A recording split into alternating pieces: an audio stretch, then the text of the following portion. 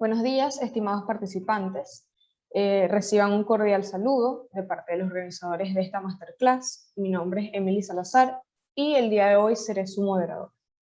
Queremos agradecer profundamente su interés por participar en esta masterclass organizada por la Sociedad Venezolana de Derecho Mercantil, junto con el apoyo institucional del Grupo de Asesoría Jurídica y Financiera Lex Solutions.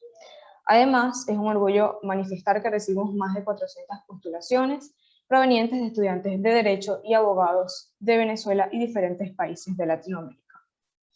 En esta actividad contaremos con la ponencia de la abogada Laura Navetian Brunet, quien es doctora en Derecho y Ciencias Sociales, egresada de la Facultad de Derecho de la Universidad Mayor de la República Oriental de Uruguay, especializada en Gobierno y Administración Digital por el Universitario Autónomo del Sur. Integra el Instituto de Derecho Informático de la Universidad Mayor de la República Oriental de Uruguay y es docente en la Cátedra de Informática Jurídica de la misma universidad. Y abordará el tema en esta oportunidad titulado La importancia de la protección de datos personales. Les recordamos que si tienen dudas o desean acotar alguna información relacionada con el tema, la pueden por favor realizar por escrito a través del chat de Zoom. Y les recordamos mantener el respeto a los ponentes y organizadores a través del chat.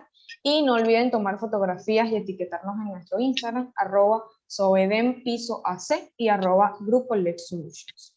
Le cedemos la palabra a la doctora Nayibe Chacón, quien es directora general de la Sociedad Venezolana de Derecho Mercantil. Hola, buenos días a todos. Un problema técnico aquí, que se me cayó el instrumento. Ahora sí. Bueno, en nombre de la Sociedad Venezolana de Derecho Mercantil, SOVEDEM, muchísimas gracias a la profesora Laura Navetian Brunet, quien nos acompaña desde la República Oriental del Uruguay. ¿Me escuchan? Veo aquí en el chat que alguien me escucha. Sí, se escucha bien, no hay problema. Perfecto, muchísimas gracias, Helen.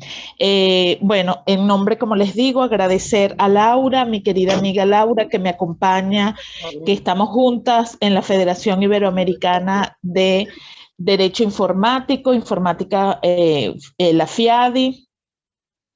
Muchísimas gracias, Laura, por acompañarnos, por aceptar compartir con la Sociedad Venezolana de Derecho Mercantil, con los abogados de Venezuela y de otras partes que nos acompañan en la mañana de hoy, este tema tan importante como es la protección de datos personales, que hoy en día estamos viendo una cantidad de leyes que ya Uruguay tiene, de hecho acaban de hacer, ya tú nos comentarás, acaban de hacer una modificación a su ley, es decir, tienen rato trabajando esta materia. En Venezuela todavía lamentablemente no nos hemos introducido de lleno a este tema, pero creo que tu experiencia nos va a ayudar muchísimo para darle la importancia que tiene la protección de datos en esta era de la tecnología y en esta era de redes sociales.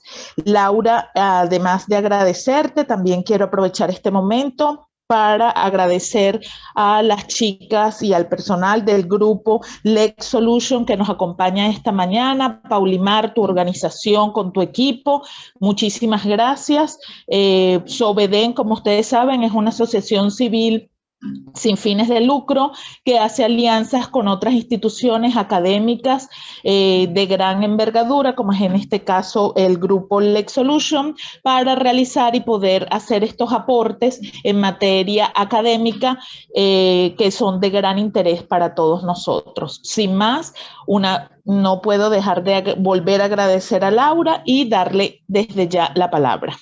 Muchísimas gracias y espero que sea una jornada productiva para todos. Bueno, muchas gracias, Nayibe, muchas gracias a todos por estar aquí, muchas gracias por permitirme compartir algunas reflexiones sobre este tema que realmente es muy importante y de un tiempo a esta parte se ha cobrado gran parte de nuestros desvelos, si cabe la palabra, sobre todo y particularmente a partir de la exacerbación del uso de la tecnología que de alguna forma, lamentablemente, la pandemia ha impulsado en su utilización. Digo lamentablemente porque lo lamentable es la pandemia, no la utilización de la tecnología, por supuesto. En ese sentido, y para hablar de la importancia de la protección de datos, yo tengo aquí preparada una presentación que me gustaría compartir con ustedes, y le puse, además de la importancia, le agregué, a ver, déjenme intentar que esto se amplíe.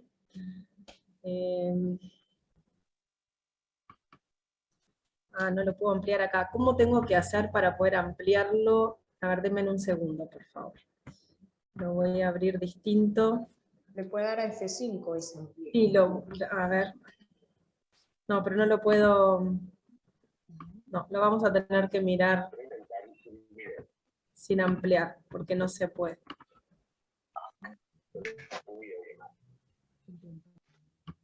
Laura, si lo amplías tú primero y después nos compartes la pantalla. Sí, pero sabes que no me deja. Ah, caray. Ese es el problema que estoy teniendo. Lo intenté, pero no entiendo por qué no me lo habilita. A ver, voy a intentar. Qué lástima, denme un segundito que voy a intentar hacerle una trampita a la computadora a ver si me deja. Bueno, eso es la magia de la tecnología. Tal cual, pero yo hablando bien de la tecnología y resulta que quiero. No me deja nomás, no me deja. Bueno, no importa, enséñanosla así y así vamos viendo así, todo. Y vamos viéndolo igual, al final Perfecto. es un apoyo nada más.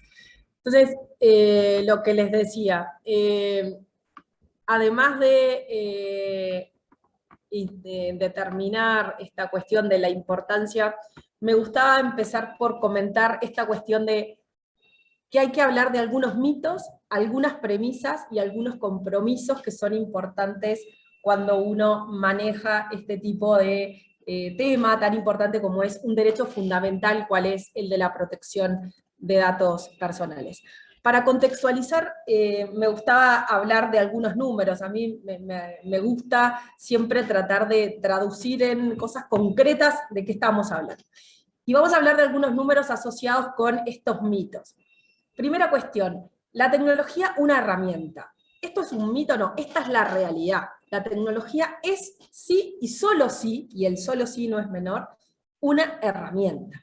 Lo central no es la tecnología, lo central somos los humanos, y aunque parezca egoísta, es cierto, la tecnología tiene que ser una herramienta al servicio de nosotros. Sin embargo, si nosotros miramos los números de utilización tecnológica, y esto es un tema para mi gusto bien interesante, nosotros podemos ver que el 67.1% de la población mundial está incorporada a los sistemas tecnológicos, tiene conexiones de algún tipo a la tecnología.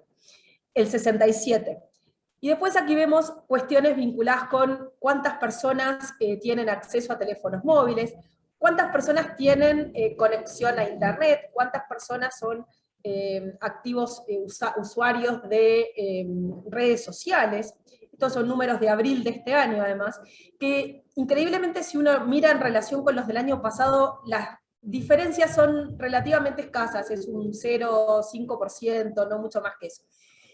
En ese sentido, a mí me parece muy interesante que no perdamos de vista que dijimos que el 67% de la población mundial estaba incorporada, con lo cual tenemos un 33% que no, por lo tanto, estamos frente a una falacia cuando hablamos de que todos estamos incorporados a la sociedad de la información, que todos tenemos tecnología al alcance de la mano. Eso no es correcto, hay un 33% de la población mundial que no, e incluso hay cientos de miles de personas que de acuerdo con los índices internacionales se van a morir sin haber hecho nunca una llamada telefónica.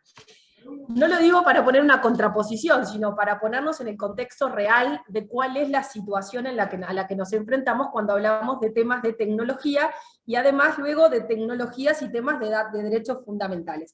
Porque la protección de datos es un derecho fundamental con tecnología o sin tecnología. Y todos tenemos que tener posibilidad de ejercicio de ese derecho fundamental. Sin embargo, nosotros, que de hecho yo estoy en Uruguay, ustedes están en Venezuela, estamos pudiendo interactuar gracias a la tecnología como herramienta. Aquí tenemos otros índices vinculados con la penetración de Internet en el mundo, y si ustedes ven, la disparidad es muy importante, salvo en el norte de Europa, que hay casi un 100% de incorporación, en el resto del mundo tenemos diferencias violentas, incluso en algunas partes de África con una conexión prácticamente mínima, de ni siquiera el 30%. Y esto nos muestra una desigualdad en términos de conectividad y en términos de acceso a una cantidad de cosas, entre otras, de acceso al ejercicio de derechos muy importante. ¿Por qué muy importante? Porque nos estamos manejando en una era en que la inteligencia artificial en muchos ámbitos es un dato, en el que el Internet de las cosas está a la vuelta de la esquina, el teléfono inteligente, la heladera inteligente, el típico y trillado ejemplo de la heladera que le pide al supermercado que le mande la leche cuando se da cuenta que no hay leche en la heladera y los chicos van a venir del colegio. Bueno, estas cuestiones en una parte del mundo son el cotidiano, en otra parte del mundo esto no existe, y sin embargo, una herramienta, otra vez, una herramienta que no está al alcance de todos y por lo tanto no nos permite el ejercicio de derechos tal cual.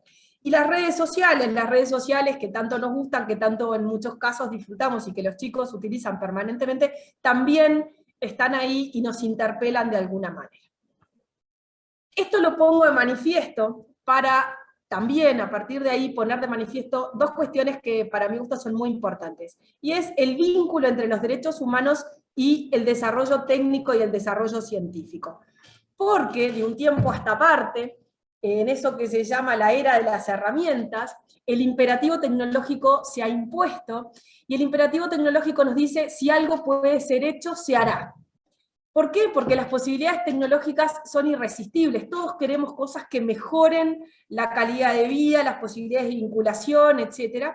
Y esto genera, por un lado, la gente que se manifiesta muy pro tecnología y se desarrollan grandes grupos de personas denominadas los tecnofílicos, o aquellos que están muy pro tecnología y todo por la tecnología, y como todo, la contraposición, los tecnofóbicos que quieren volver poco menos que a la era de las cavernas porque les parece que la tecnología ha sido mucho más un problema que una solución.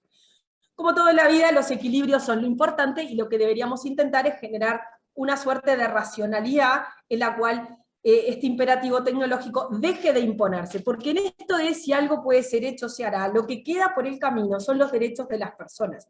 Y muchas veces lo que queda por el camino es precisamente el derecho a la protección de los datos personales. Ustedes van a ver que a medida que yo vaya avanzando, muchas veces les voy a repetir esto. Y los datos personales, ¿dónde se quedan? Para que ustedes también en los ejemplos de su vida cotidiana puedan ir asociando situaciones en las cuales, ¿y qué hice yo con mis datos? ¿Los protegí, no los protegí, los entregué, no los entregué? ¿De qué manera esto ha estado presente en mi cotidiano? Segundo mito. Todo el mundo dice, o más que todo el mundo, mucha gente dice, las redes no me controlan, yo controlo mis redes. Y lo peor de la historia es que muchos se creen que es cierto, que ellos controlan sus redes. Y eso, lamentablemente, no es verdad. Si nosotros miramos en números ahí, nuevamente parezco matemática en realidad en vez de abogada, en vez de, ahí tenemos una cantidad de números de cuál es la situación vinculada con las redes sociales, cuántos usuarios hay en una serie de redes muy, muy utilizadas por todos. Y a mí me parece bien interesante esto del promedio de los amigos, por supuesto, entre comillas. Todo el mundo tiene aproximadamente 155 amigos virtuales de promedio, y un porcentaje de remoción de amigos, es decir, tan amigos no son, de un 58%. En general, si uno piensa en su vida, el 58% de los que considera amigos todos los años no los remueve de su relación personal. Por lo tanto, eso también nos permite poner un poco en la relatividad de lo que es esa relación de amistad, entre comillas.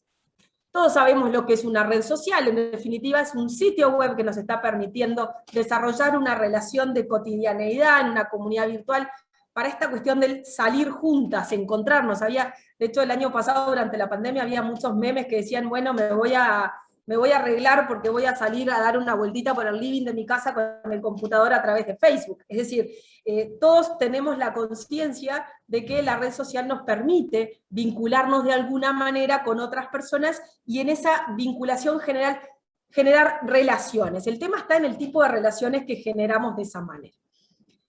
¿Qué pasa? Y ahí tenemos un imperativo y una incertidumbre muy fuerte. Los bebés digitales, que estos son nenitos muy lindos que han estado como categorizados de bebés digitales, hasta la altura deben de tener como 20 años ya, son los chicos que nacieron hace ya 20 años, 25 años. Son chicos que han nacido en el ámbito de la tecnología, que viven en la tecnología, que las redes son su vida. Así como yo jugaba con mis amigos a la pelota en la calle de mi casa, los chicos hoy día juegan en las redes con sus amigos. Y ahí me parece bien interesante esta frase: nuestra juventud es decadente e indisciplinada, los hijos no escuchan ya los consejos de los mayores, el fin de los tiempos está próximo. Esto lo hemos escuchado todos cuando hablamos de los adolescentes y de que los chicos no hacen mayor caso. Sin embargo, es un anónimo caldeo de 2000 años antes de Cristo. ¿Qué quiero decir con esto?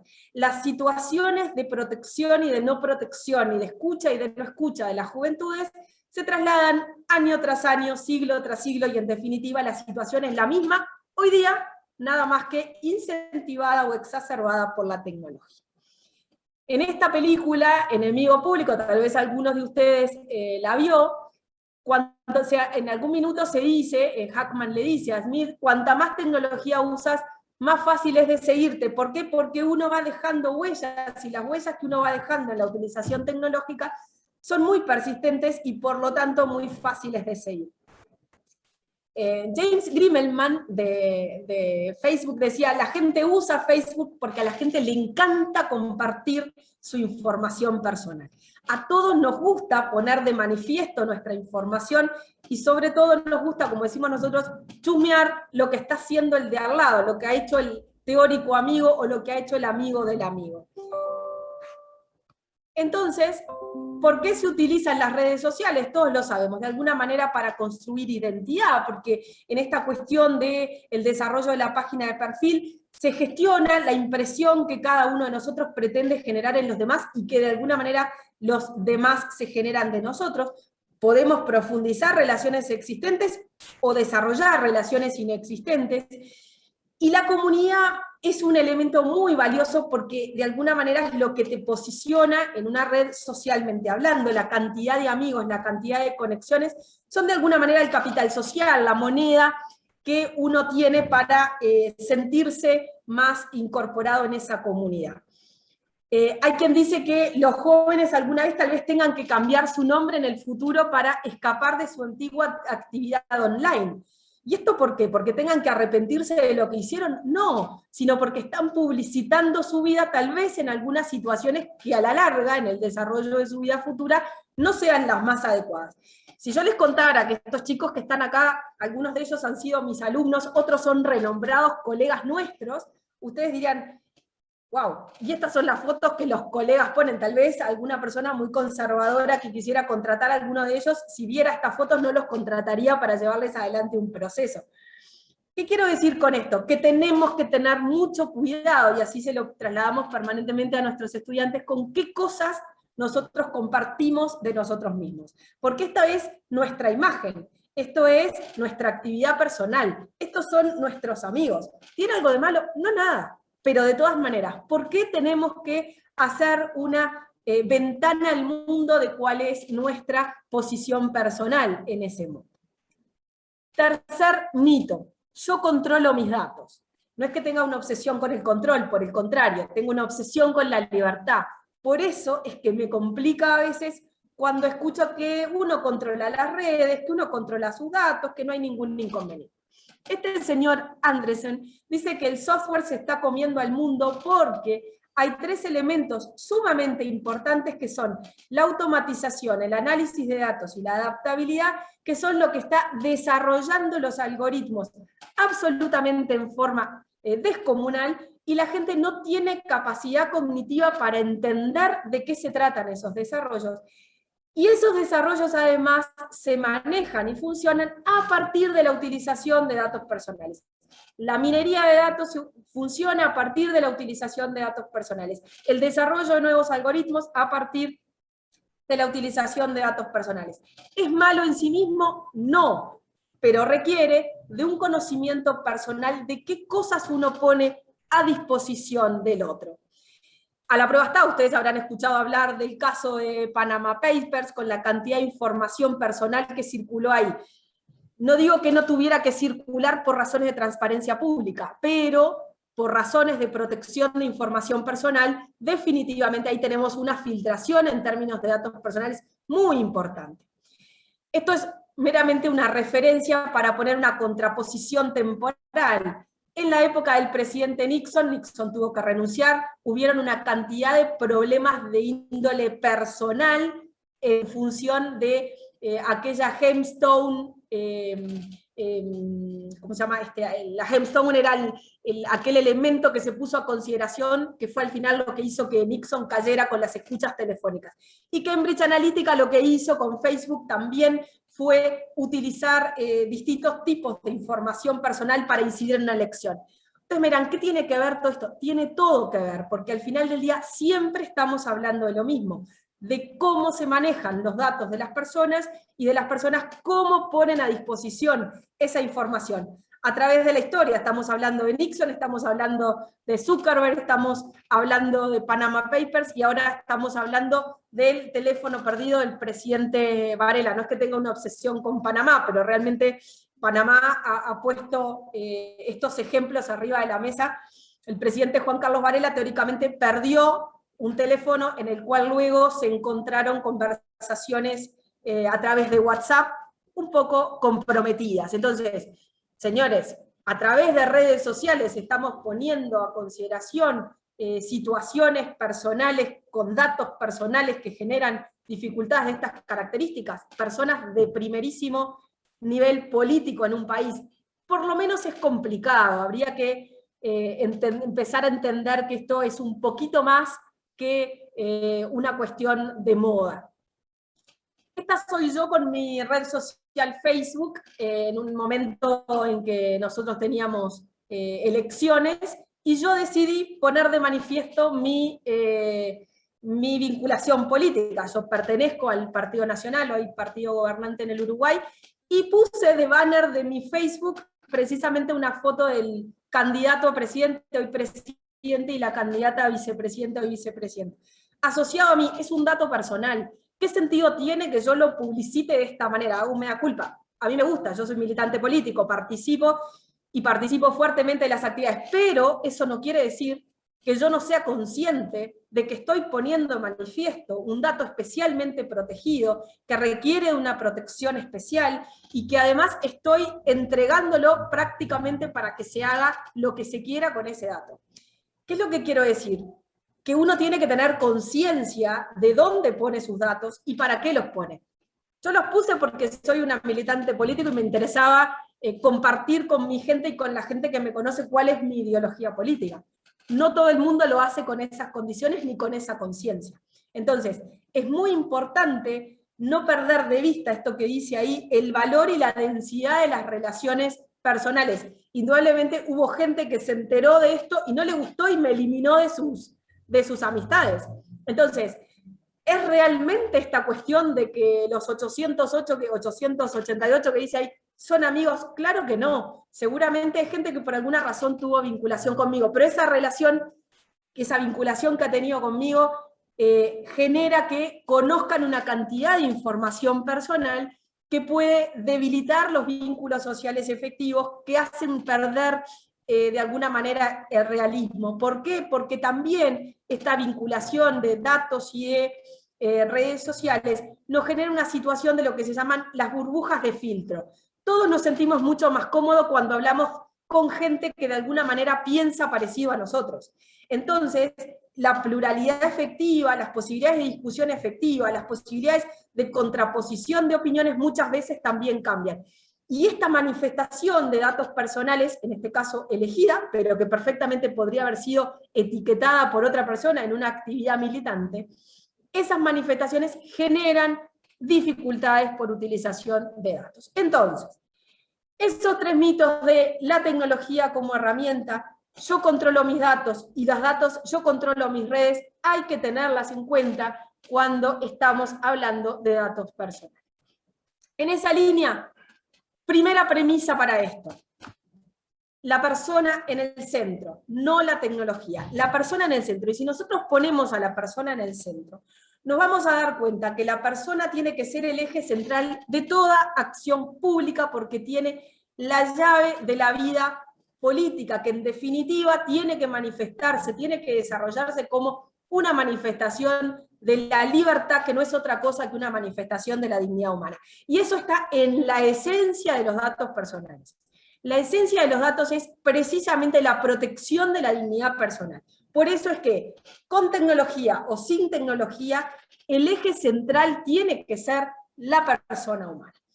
Segunda premisa importante: tecnología y democracia tienen que convivir. La tecnología tiene que ser utilizada como un mecanismo favorable para la calidad de vida de las personas, para el desarrollo de la libertad de las personas y para el desarrollo de un Estado de Derecho efectivamente fuerte y efectivamente respetuoso de los derechos de las personas. Por ende, en el Uruguay hemos hecho una opción muy fuerte a favor de la incorporación de tecnologías, y la utilización intensiva de tecnologías de la información nos ha demostrado que efectivamente ha ayudado en el desarrollo de más y mejor y más eficiente democracia en el Uruguay. Tercera premisa, y ahí sí me voy a empezar a meter de lleno en los datos personales, porque como ven, todo esto es un contexto para decirles qué nos pasa hoy, y en función de todo eso, qué hacemos con los datos. Por eso me encanta esto de keep calm, y ahí tenemos ese maravilloso cuadro de Lacroix, la libertad siguiendo al pueblo, y por otro lado, keep calm y cuidemos nuestros datos. Esa es la convocatoria siempre, a cuidar los datos personales, porque cuidando los datos personales nos estamos cuidando a nosotros mismos. Yo soy mis datos, y no es una frase trillada ni una frase cualquiera. Efectivamente, yo soy Laura, no tengo a Laura. Entonces, yo soy mi dato personal, yo soy mi esencia personal, mi dignidad está ahí manifestada. Y tenemos que tener en cuenta esta contextualización que hace de la historia, que hace a el desarrollo desde la intimidad hasta llegar a la protección de datos pasando por la privacidad. Conceptualmente, la intimidad es la esfera más interna, más profunda, en la cual se desarrolla la vida de la persona, a tal punto que San Agustín, imagínense hace cuántos años, ya decía: si alguien quiere saber lo que está en lo profundo de mi corazón, solamente podrá hacerlo a quien yo le permita el acceso a ese corazón. De lo contrario, ese secreto de mi corazón solo pertenecerán a mi corazón y a mí. Con eso él pretende poner de manifiesto lo intrínseco, lo esencial, lo interno, que es la intimidad de las personas. Cuando hablamos de la vida privada ya lo asociamos mucho más a una cuestión de valor moral, de conciencia moral. No hablo de ética, hablo de conciencia moral. Y ahí, por ejemplo, el profesor Henry Torres nos habla de que ahí está incorporado lo que tiene que ver con las creencias, con las ideas, con la vida amorosa o sexual, con la vida pasada, con toda una serie de elementos un poquito más externos que el derecho a la intimidad, pero que de todas maneras nosotros debemos manejar y tenemos la posibilidad de decidir con quién lo compartimos. Y además, en esa vida privada también incorporamos a nuestro círculo de influencia directo, por ejemplo, a nuestra familia.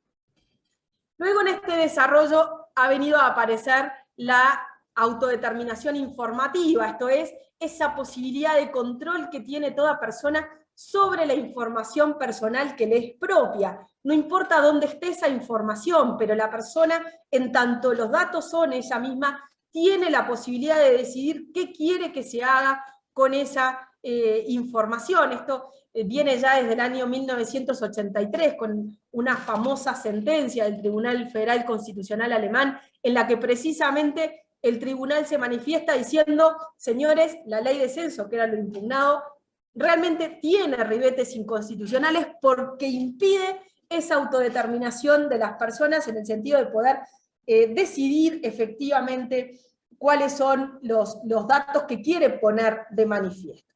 Y luego nos vamos a los datos personales, y a esta altura ya todos sabemos lo que son. Cualquier, y cuando decimos cualquier tipo, es cualquier tipo de información que haga una persona física, y en algunos casos, como en el Uruguay, jurídica, determinada o determinable, porque los uruguayos a veces somos un poco innovadores, y se nos ocurrió que las personas jurídicas también tendrían, en cuanto pudiera correspondernos, dice la ley, datos personales. Entonces, cualquier tipo de información, y cuando hablamos de cualquier tipo, hablamos de información fotográfica, gráfica, alfabética, numérica, realmente cualquiera.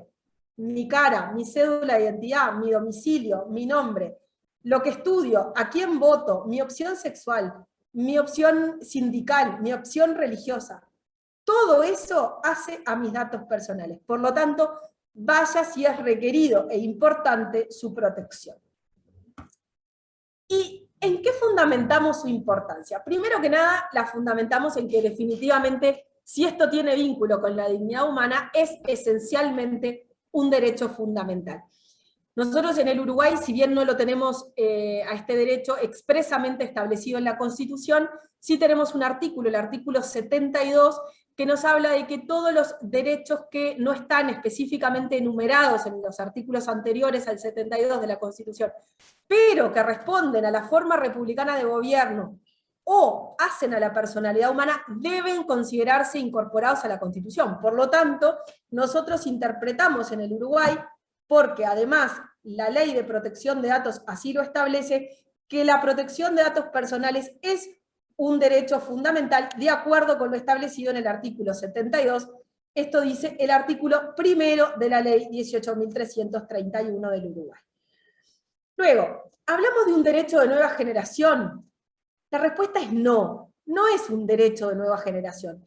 Es un derecho que desde que existimos en el mundo tendríamos que considerar que este derecho existe. El problema está en que antes no le veíamos tanta importancia, antes no lo entendíamos como una cuestión determinante del desarrollo de la dignidad humana y de la libertad de las personas, y además tiene su nacimiento oficial, podríamos decir, como un derecho escindido, a partir del año 2000, con la sentencia del Tribunal Constitucional Español, en la cual se establece precisamente que a partir de ahí habrá un derecho a la protección de datos personales diferente al derecho a la privacidad y al derecho a la intimidad que está regulado en el artículo 18 de la Constitución Española. Entonces, ¿es un derecho de nueva generación? No desde el punto de vista de la consideración en tanto derecho fundamental inherente a las personas. Sí, eventualmente podríamos llegar a considerarlo desde el punto de vista del cuándo para su nacimiento.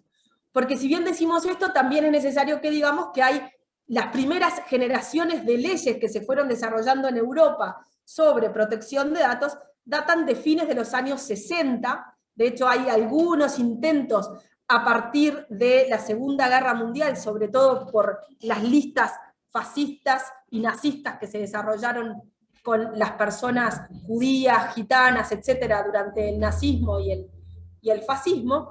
Entonces, los primeros estertores aparecieron ahí, y luego los primeros desarrollos normativos efectivamente son de los años 60, hasta concretarse en el primer convenio internacional mundial del año 81, que es el convenio 108. Pero el nacimiento, digamos, como partida de nacimiento, lo podemos establecer en el año 2000 con esa sentencia. Además, ¿a qué se debe su importancia? A que hoy día tiene un vínculo sustantivo con las tecnologías de la información, porque compartimos datos por todos lados, porque los datos son fundamentales para el desarrollo tecnológico, porque a las personas les encanta compartir su vida, porque estamos absolutamente expuestos a todo lo que nosotros, por desconocimiento, por descontrol, o porque al final del día lo entendemos positivo, publicamos en las tecnologías de la información a disposición, particularmente en Internet. Esto tiene además un vínculo muy importante con la libertad de expresión y con la libre circulación de la información. No les tengo que contar que la mala utilización de información personal ha generado listas perversas a lo largo y ancho del mundo, que han generado además en gobiernos autoritarios dificultades muy fuertes para los opositores a los gobiernos. Por lo tanto, como les decía, yo que tengo una suerte de obsesión con la libertad, esto para mí hace también al corazón de la protección de datos. Es necesario cuidarnos. Los datos en manos de gente inescrupulosa terminan en vulneraciones violentas a la libertad y vulneraciones muy fuertes a la dignidad. Además, la manipulación de la información que es posible a través de la minería de datos, a través de la utilización irresponsable de datos personales, también pone de manifiesto la necesidad urgente de protección a nivel jurídico. Porque el discurso político es muy importante muchas veces, pero el discurso, si no viene acompañado de normatividad, nosotros somos abogados, nosotros sabemos que el Estado de Derecho al final del día lo sustentamos con las normas, y si no tenemos normas que nos habiliten a hacer este tipo de protecciones, estamos complicados para la defensa de los derechos de nuestros conciudadanos. Y además también es una solución para la democratización del acceso a la información. No es cierto que la transparencia y la protección de datos son contrapuestos. La transparencia y la protección de datos son comunes, son dos derechos fundamentales que podrán tener en algún punto alguna contraposición, pero que al ser derechos fundamentales, la vulneración de uno por sobre otro, lo único que genera es complejidades en términos de manejo del ejercicio del derecho de la persona. Nunca un derecho fundamental puede perder su contenido esencial. Por lo tanto, si hablamos de acceso a la información como derecho fundamental y de protección de datos como derecho fundamental, no podemos hablar de contraposición. Las dos caras de la misma moneda son la protección de datos y la seguridad de la información. La seguridad es connatural a la protección de datos y no es contrapuesta. Y también es connatural al acceso a la información. Por eso un tiempo a esta parte ya no hablamos tanto de gobierno electrónico ni de gobierno digital, sino que al poner en el centro a la persona, que era la premisa que les decía hace un ratito, nosotros sacamos a la tecnología del centro, ponemos a la persona, y a la persona y sus derechos. ¿Y qué derechos? A esta trilogía: protección de datos, acceso a la información y seguridad de la información, como componentes esenciales para el manejo de un gobierno adecuado, de un gobierno eficiente, de un gobierno tecnológicamente funcionando y además con tecnología que nos permite el ejercicio de derechos. Aquí está un pedacito de la sentencia del Tribunal Constitucional Español del año 2000, al que yo les hacía referencia hace un minuto. Perdón, ay, no me quiere salir la imagen, pero lo cierto es que aquí estaban el resto de los derechos, derecho al honor, derecho a la propia imagen, derecho al nombre. Todos estos derechos hacen a la protección de datos personales. Normativamente hablando, ¿de qué estamos hablando? Bueno, tenemos una Declaración Universal de Derechos Humanos del año 1948, en la cual tenemos un atisbo de esto que estamos diciendo, porque dice: nadie será objeto de injerencias arbitrarias en su vida privada, y toda persona tiene derecho a la protección de la ley contra tales ataques o injerencias. Esto es muy importante en términos de que es nada menos que la Declaración Universal. A partir de ahí tenemos en Europa el Convenio 108 del año 81, es el primer convenio internacional, primero en el ámbito del Consejo de Europa, luego se amplió y han habido una serie de países, entre otros el Uruguay, que han sido invitados a ratificar este convenio. Luego tuvimos la Directiva 9546, que estuvo vigente durante muchos años, hasta el año 2018, es la Directiva Europea de Protección de Datos. Luego, a partir de 2018, se aprobó en el 16, pero en el 18 empezó a regir, tenemos el Reglamento General de Protección de Datos, y ustedes dirán: todo bien, pero a nosotros no se nos aplica. Sí es cierto, pero en este minuto es el estándar internacional o el estándar mundial más importante, más elevado en materia de datos, y por lo tanto es al que todos los países de alguna manera miramos en términos de cómo esto ha sido construido, qué beneficios nos da, qué incorporaciones en su vínculo con la tecnología ha tenido. Ha sido un largo trayecto su aprobación, los lobbies tecnológicos trabajaron muy arduamente, pero el derecho fundamental subsistió y ciertamente es una protección muy interesante a tener en cuenta. Luego también tenemos el Convenio 108+, convenio aprobado también en el seno del Consejo de Europa, y luego hay leyes y decretos de todo tipo, calibre y color a lo largo y ancho del mundo que son de interesante consideración en esta materia. ¿Qué pasa con América Latina y la protección de datos? Bueno, ahí tenemos disparidades de todo tipo, calibre y color también, porque tenemos algunos países con regulaciones nacionales interesantes, algunos países que se han incorporado a sus legislaciones algunos de los estándares internacionales, como temas como el Convenio 108 o como las disposiciones del Reglamento General Europeo. Algunos países que están trabajando en aras de intentar obtener la aprobación de sus normas. La última aprobada ha sido la ley de Ecuador, la última la anterior en entrar en vigencia, la panameña. Brasil también obtuvo su ley hace poco tiempo, y lamentablemente tenemos países como Venezuela o como Chile, que todavía no han avanzado ampliamente en la construcción. Chile tiene una ley antigua y con una protección muy, digamos, muy limitada, pero me consta que el Parlamento chileno está trabajando fuertemente a los efectos de obtener su regulación. Luego, tenemos, y es interesante también a nivel de América Latina, la Red Iberoamericana de Protección de Datos, originalmente constituida solamente por académicos, hoy constituida por académicos, sociedad civil y autoridades de protección de datos, que están intentando incidir en los distintos países para justamente obtener estas regulaciones. Tenemos además muchos países que están intentando jugar con esta trilogía de transparencia, privacidad y seguridad como políticas gubernamentales para darle mejor protección a sus ciudadanos en el marco del Estado de Derecho. Y luego también tenemos varios países que están trabajando con políticas públicas de incidencia y sensibilización de la población para precisamente intentar que la población se incorpore al sistema, porque tener la ley, si la ley después no se aplica, sabemos que tampoco sirve para mucho.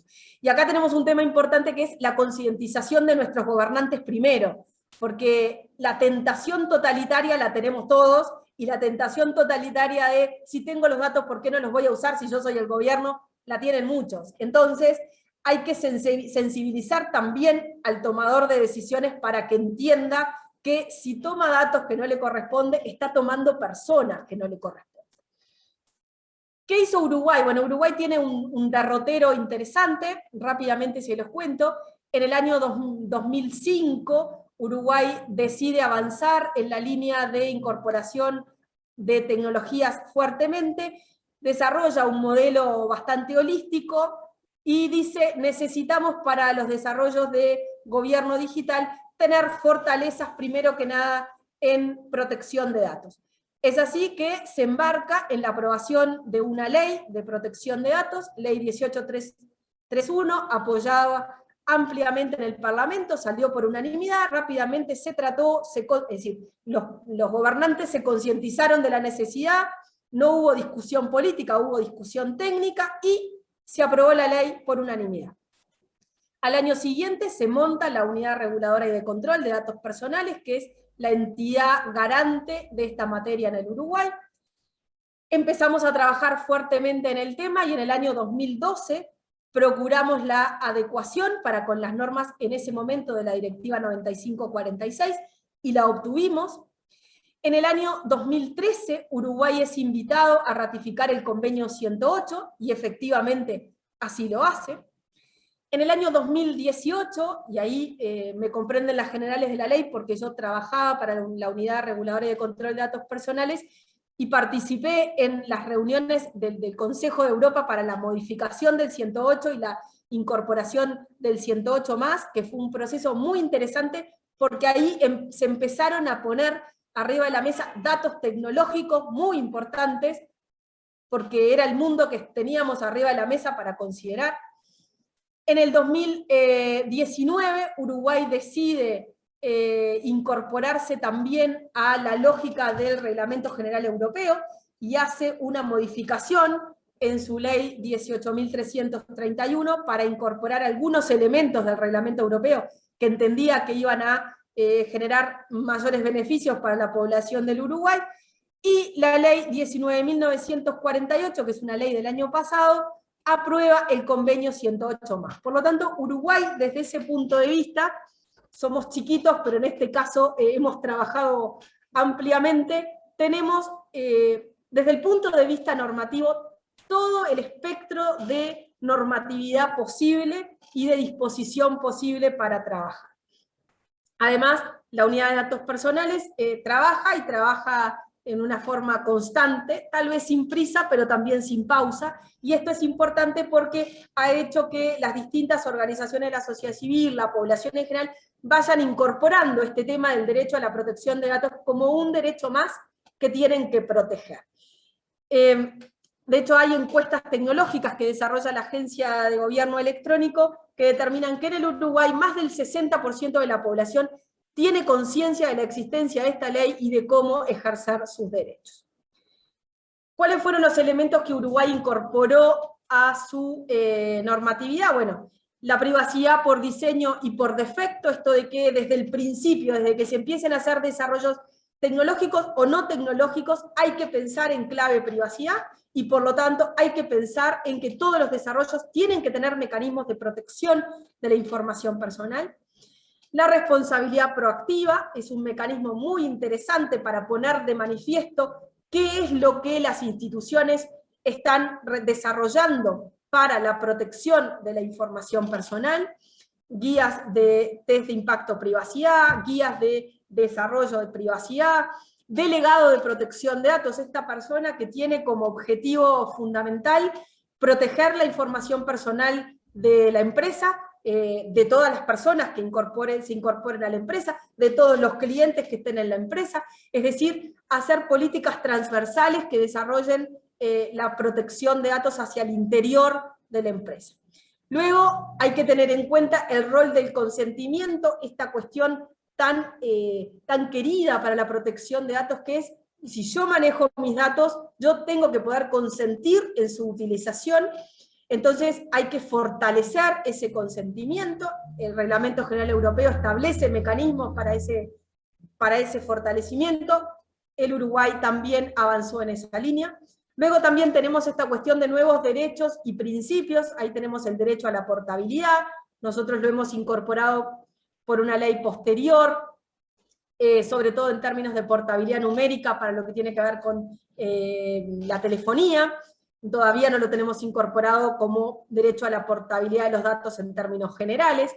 Luego también esta cuestión del derecho al olvido. Bueno, podemos construirnos una nueva identidad digital, puede ser que nosotros pidamos y reclamemos que datos que hoy día ya no son necesarios y que lo fueron de su publicación hace 10 años atrás se mantengan en línea o los eliminemos. Bueno, esto también está arriba de la mesa en el Reglamento General Europeo. Uruguay no lo incorporó como derecho al olvido en forma individual porque tenemos derecho de cancelación ya en la ley original y entendimos que con ese derecho podíamos manejar las instancias de derecho al olvido. En el marco de la Red Iberoamericana de Protección de Datos existen los estándares de protección de datos personales. Es un documento, no es una norma obligatoria, pero es un documento que la Red Iberoamericana, en combinación con la información del Reglamento General Europeo, ha desarrollado, está a disposición de todas las autoridades y de toda la sociedad civil y de todos los profesionales que quieran incorporar conocimiento de cuál es la normatividad, el estándar mínimo de normatividad que debería desarrollarse en los países para que esto funcione adecuadamente. De hecho, se ha incorporado como un elemento importante, además de los generales, lo que tiene que ver con el tratamiento de los datos de los menores. Esto que decíamos al principio, los bebés digitales que se manejan mucho en redes sociales. Bueno, sí, se manejan mucho con tecnología. Sí, hoy día en los colegios se manejan mucho con tecnología. Bueno, ¿cómo protegemos a esos niños? ¿Qué participación tienen los padres en la protección de estos derechos para los chicos? Y en función de todo esto, desde mi punto de vista, tenemos que por lo menos desarrollar dos compromisos y ya voy terminando. Un primer compromiso tiene que ver con esto que yo he llamado despedidas complejas y bienvenidas saludables. Primero, estamos en el fin de una era, en el fin de la era de las herramientas. Ya no podemos seguir hablando de gobierno electrónico como que la tecnología es el centro de la cuestión. El centro, una vez más, tienen que ser las personas. Tenemos una obsolescencia de la mentalidad de las herramientas en el mundo, y nosotros en algunos casos en América Latina todavía seguimos amarrados a que el computador y los desarrollos de los tecnólogos son lo más importante. No, señores, una vez más, los derechos son lo más importante. Yo a veces a mis colegas informáticos les hago un chiste medio en serio, medio en broma, y les digo, chicos, el día que ustedes tengan 2000 años de historia, como tiene mi profesión, conversamos sobre quién es el más importante. Yo sí creo en la interdisciplina, creo que es muy importante que trabajemos en combinación con todos aquellos que desarrollan tecnología, sin lugar a dudas, pero no nos dejemos avasallar por la mentalidad de las herramientas que dicen lo que pasa es que ustedes trancan todo, lo que pasa es que ustedes con sus derechos complican la existencia de los desarrollos. Eso no es cierto, porque si una herramienta complica un derecho, lo que hay que eliminar es la herramienta, no al derecho. Nosotros somos abogados y lo sabemos, pero nuestra obligación es trasladárselos a quienes no tienen nuestra formación. Por eso nunca está de más siempre repetirlo. Luego, estamos frente al desarrollo del moderno Estado constitucional de derecho. ¿De qué nos sirve tener maravillosas constituciones en las cuales se desarrollan amplios derechos y después cuando los vamos a bajar a tierra no se cumplen? A mí me encanta el derecho constitucional, yo doy clases de derecho constitucional, pero me exaspera cuando veo que la gente anda con las constituciones en la mano, pero abajo lo que hace es violentar la Constitución. Entonces, en términos de datos personales, no podemos habilitar esa violación a la información personal porque lo que estamos violando una vez más es la dignidad de las personas y la libertad de las personas. Esta cuestión de la privacidad granular también es importante. Tenemos que ser capaces de identificar cuáles son los distintos niveles de privacidad que tienen que haber establecidos en los distintos aspectos. Por supuesto que no es privado, si yo trabajo para un organismo público, ¿cuánto es mi salario? Por supuesto que no. No es lo que gana Laura, es lo que el Estado invierte en Laura. Ahora, el Estado tiene que saber si yo soy casada, soltera o divorciada, no salvo que me vaya a dar una prestación. El Estado tiene que exigirme saber cuestiones que no tiene que saber a quién voto yo, no si eso es un dato especialmente protegido. El Estado tiene que tener datos de salud míos, no si eso no va a implicar que me va a dar una prestación por esa situación sanitaria. Y aún dándomela, tiene que pedirme consentimiento para poder utilizar esa información.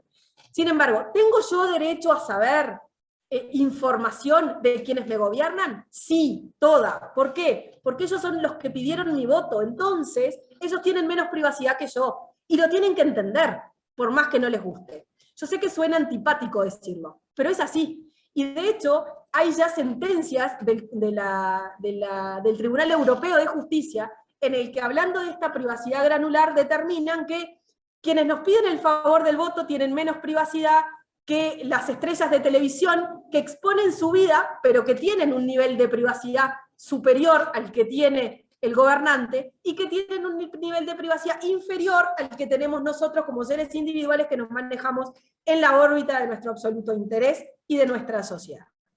Luego, la tutela dinámica de la privacidad. Bienvenida a la tutela dinámica de la privacidad. ¿Qué significa esto? Significa que tenemos autoridades de control que nos van a habilitar a que nosotros podamos presentar un requerimiento para que quien viola la protección de nuestros datos se haga responsable, a que los datos siguen durante todo el trayecto de nuestra vida. Si nosotros, como yo, consideramos que tenemos vida desde la concepción, desde la propia concepción tenemos derecho a la privacidad, tenemos derecho a nuestra protección de datos. Incluso lo tenemos frente a nuestros propios padres, esta cuestión de que se publican las ecografías de las mamás con el bebé en la panza. Bueno, buenísimo como expectativa, es un dato de salud. Es un dato de salud de la mamá y es un dato de salud del bebé en generación. No es algo publicable abiertamente, hay que tener cuidado con esa información. Y luego, una cuestión muy importante es la valorización de la seguridad de la información.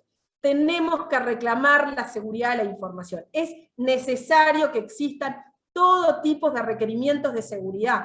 No puede ser que todos los días nos levantemos con hubo una filtración de datos, los datos del ministerio tal fueron a parar a tal lado, no sé, hay una filtración de información en tal o cual entidad del Estado o entidad privada.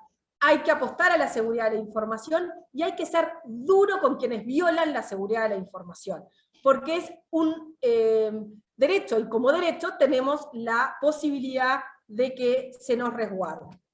Y un segundo compromiso, a mí me gusta muchísimo esta frase del juez Marshall, que dice: el sistema legal nos puede forzar a abrir las puertas y a veces a tirar las paredes, pero no puede construir los puentes porque eso es una tarea que nos corresponde a ustedes y a mí. Y realmente creo que en esta materia, esta es una cuestión que nos corresponde a nosotros comprometidos con los derechos, conocedores del derecho. Necesitamos trabajar fuertemente en concientizar, en sensibilizar. Primero que nada en entender, y después en trasladar este entendimiento a los demás. ¿Para qué? Para que cada vez la protección de datos esté mejor incorporada y de esa manera el ejercicio de la libertad y la protección de la dignidad se manifiesten mejor. Me gusta mucho la frase también está del profesor argentino Germán Vidar Campos, que dice que en nuestros sistemas constitucionales los derechos no se constituyen en la norma positiva, sino que ella solamente los asegura, los respeta, los garantiza, los promueve, porque los derechos emanan de la dignidad humana. Y en este caso, esencialmente, la protección de datos emana de la dignidad humana. Y para terminar, la última frase, la de Goethe: saber no es suficiente, debemos aplicar; desear no es suficiente, debemos hacer. Por lo tanto, todo esto que yo les he compartido me parece que es, bueno, para mí es interesante compartirlo con ustedes, pero con que lo sepamos no alcanza. Con desear que esto se incorpore no alcanza. Tenemos que trabajar fuertemente para incorporarlo efectivamente a nuestra vida, a nuestra normatividad, a nuestro actuar y a nuestra cotidianidad. Yo les agradezco infinitamente su tiempo y estoy a disposición para lo que quieran consultar.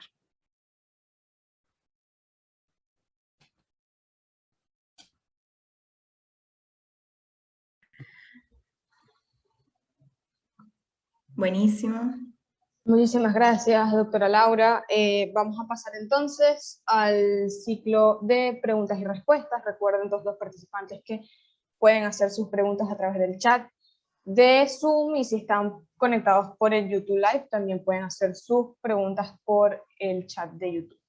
Aquí tenemos una pregunta de Gerardo Valenzuela, que pregunta cuál sería la responsabilidad en materia de protección de datos personales de las empresas que se dedican a levantar encuestas, cuestionarios o estudios de mercado. Está interesante esta pregunta, doctora. Bueno, escuchamos su respuesta.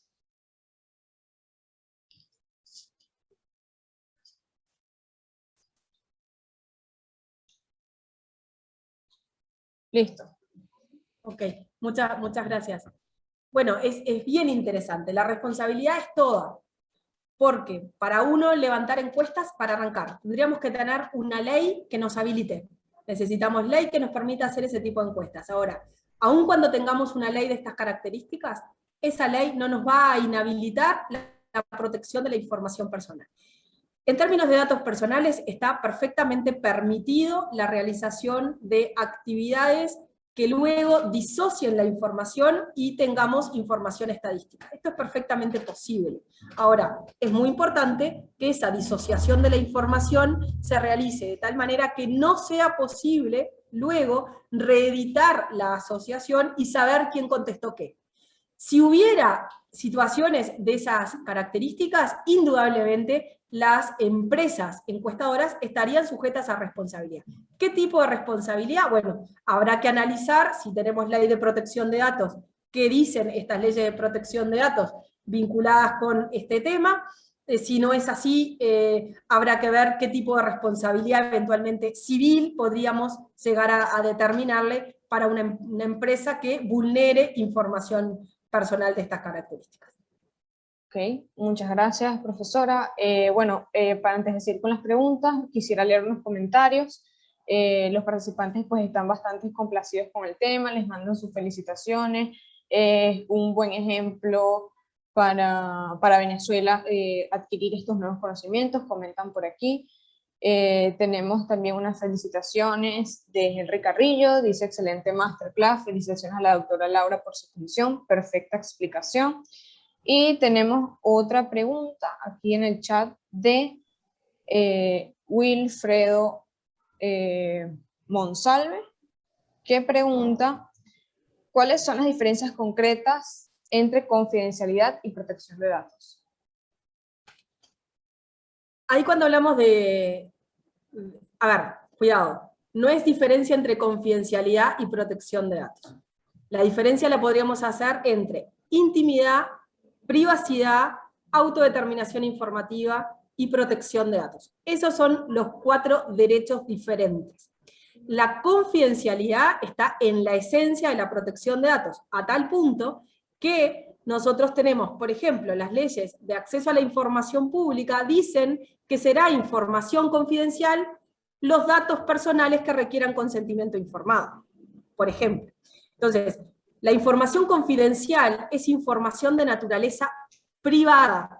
Como información de naturaleza privada que es asociable a la protección de datos personales, porque en tanto y en cuanto es información privada, es información personal.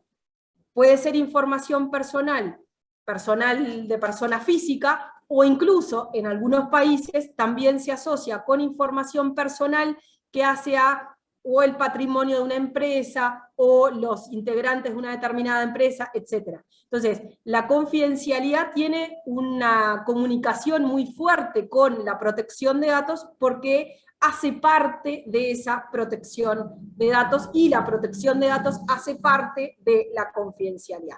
Los datos confidenciales son siempre datos personales, y los datos personales de principio siempre son confidenciales.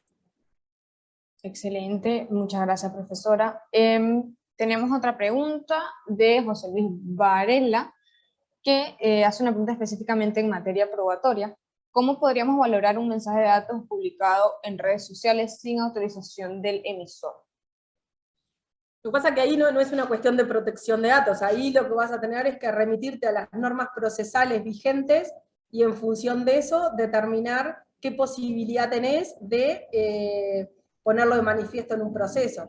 Si estuviéramos en el Uruguay, nosotros tenemos habilitación, porque el Código General del Proceso así lo determina, para presentar un mensaje de datos de esas características. Nosotros lo que haríamos sería llamar a un escribano público, que el escribano haga un acta notarial en el cual determina que en ese minuto, en ese momento, en esa máquina, pudo comprobar que existía ese mensaje. No va a poder probar, obvio, que esto fue puesto sin consentimiento, pero sí va a poder probar que eso estaba, y esa herramienta la podemos presentar en un juicio, y después el tema de la prueba, si fue con o sin consentimiento, ya es una cuestión que vas a tener que manejar en el proceso. Pero no es una cuestión de la tecnología en sí misma, sino de la posibilidad de demostrar que el consentimiento lo habías otorgado o no lo habías otorgado para esa situación. Porque tengamos en cuenta una cosa, el consentimiento de principio tiene que ser libre, previo,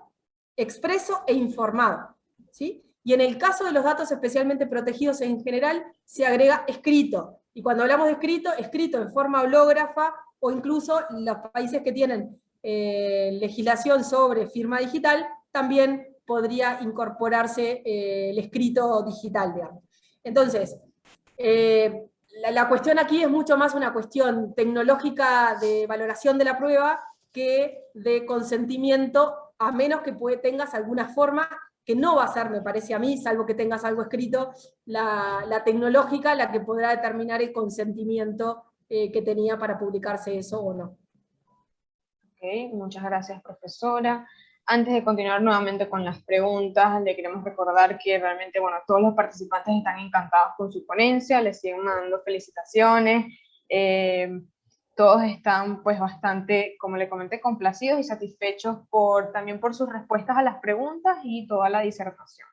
Tenemos otra pregunta de Rosángela Martínez, que nos pregunta aquí hasta qué punto tiene la propia persona, dueña de sus datos, la responsabilidad de protegerlos. ¿Entra allí la conciencia de la protección?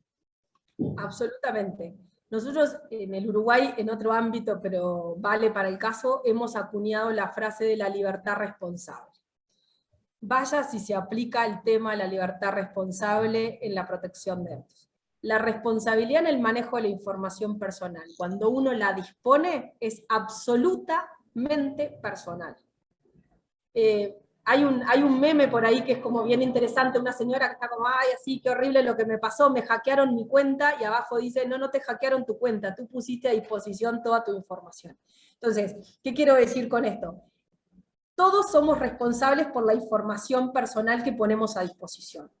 Es nuestra absoluta responsabilidad tener en cuenta qué es lo que estamos dando a conocer sobre nosotros mismos, porque nos estamos entregando al mundo a nosotros mismos. Después, no vale queja. Eso por un lado. Distinto es aquella información que nosotros tenemos obligaciones legales de poner a disposición y que luego el organismo público o la entidad privada a la cual se la trasladamos por obligación genera maltratamiento de esa información. Ahí la responsabilidad deja de ser nuestra en el manejo cotidiano, porque nosotros le hemos tenido la obligación de trasladar la información, y la responsabilidad va a ser de quien tiene que tratar esa información, que tendrá que hacerlo de acuerdo con los parámetros que las disposiciones establezcan. No hay otra cuestión. Pero muy importante que nosotros, al ser los titulares de la información personal, somos los responsables primarios. La libertad responsable en este caso es un elemento sustantivo. Ok. Ya antes de cerrar, pasamos a una última pregunta de Yurisay Pacheco, que pregunta qué supone el principio de calidad de datos. ¿Se puede omitir alguna información? El principio de calidad de datos lo que implica es que la información tiene que ser correcta, no puede ser excesiva, tiene que ser acorde con la finalidad. Es decir, yo no puedo hacer una recogida de datos pidiendo, no sé, cuánto calza una persona para intentar hacer un sorteo para un auto. No tiene absolutamente nada que ver. Yo tengo que cumplir con el principio de finalidad, ¿sí? Porque es un principio esencial, intrínseco a la protección de datos, y en ese principio de finalidad además tengo que cumplir con la calidad en el sentido de que la información que se entrega es correcta, que la información que se trata, yo como responsable de base de datos, es la correcta, es actualizada. Si yo voy a transferir información, tengo que asegurarme de tener el consentimiento para esa transferencia y que lo que voy a transferir es lo correcto, es lo actual. Es decir, hay que entender las palabras en el sentido natural y obvio. Calidad es veracidad. En otros países el principio de calidad se asocia con el principio de veracidad. ¿Qué es una cosa veraz? Bueno, es una cosa que es verdadera. Entonces, lo que yo estoy entregando, lo que yo estoy tratando, tiene que ser lo verdadero, lo correcto. Y no puedo utilizarlo, además, porque veracidad, calidad siempre van de la mano de la finalidad, no puedo utilizarlo para una finalidad diferente a aquella para la que yo lo utilicé. No sé cómo es en Venezuela, pero acá es muy común que a fin de año los supermercados hacen rifas de autos o de viajes al Caribe. Entonces, te piden siempre esa información, te hacen llenar un cupón y uno encantado, todo el mundo se quiere ganar el viaje al Caribe o el auto. Lo que no te dicen, o no te decían, porque ahora tenemos ley de protección de datos, es que esa información se le iban a pasar a un banco para que el banco te ofreciera una tarjeta de crédito. Bueno, eso está mal. Si te quieren ofrecer el auto, te quieren ofrecer el viaje al Caribe, maravilloso. Pero no pueden utilizar esa información en función de tener un acuerdo con el banco para hacerte llegar una tarjeta de crédito. Definitivamente no. Ok, muy bueno, doctora Laura, realmente excelente ponencia, realmente un tema bastante actual que es necesario que todos tengamos conocimiento de esto. O sea, realmente esto de nuestros datos personales no nos damos cuenta en qué momento se los damos a alguien, lo damos en internet y pues así es como comienza toda una cadena, realmente pues muy acertada toda su exposición. Y bueno, para cerrar este evento, estimada doctora Laura, ha sido un placer para nosotros poder contar con su participación en esta masterclass titulada La protección de datos, la importancia de la protección de datos personales para aquellos que se conectaron, tuvieron problemas de conexión o para aquellos que ingresaron por el YouTube Live, les recordamos que nuestra ponente del día de hoy es la profesora Laura Navetian Brunet, quien es doctora en Derecho y Ciencias Sociales, egresada de la Facultad de Derecho de la Universidad Mayor de la República Oriental del Uruguay y está especializada en Gobierno y Administración Digital por el Universitario Autónomo del Sur, integra el Instituto de Derecho Informático de la Universidad Mayor de la República Oriental del Uruguay y es docente de la Cátedra de Informática Jurídica en la misma universidad.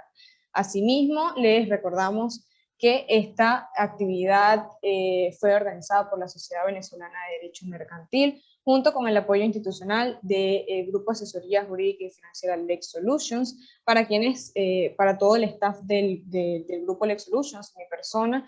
Hoy fue un placer acompañar en la moderación y este apoyo institucional que les brindamos a la SOBD. Y bueno, Sin más nada que agregar, recuerden etiquetarnos en Instagram, en sus historias, a través de los usuarios @soedenpisoac y @Grupo Lex Solutions. Le cedemos la palabra para el cierre a la directora general de la SOEDEN, Nayib Chacón.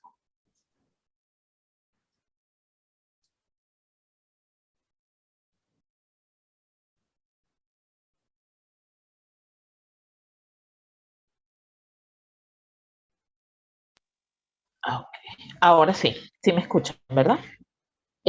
Bueno, muchísimas gracias a Laura por acompañarnos. Excelente clase, Laura.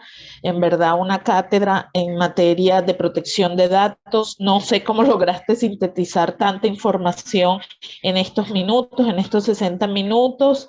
En verdad que nos quedamos con ganas de seguirte escuchando, porque muy interesante todos los temas que abordaste, la visión que tienen.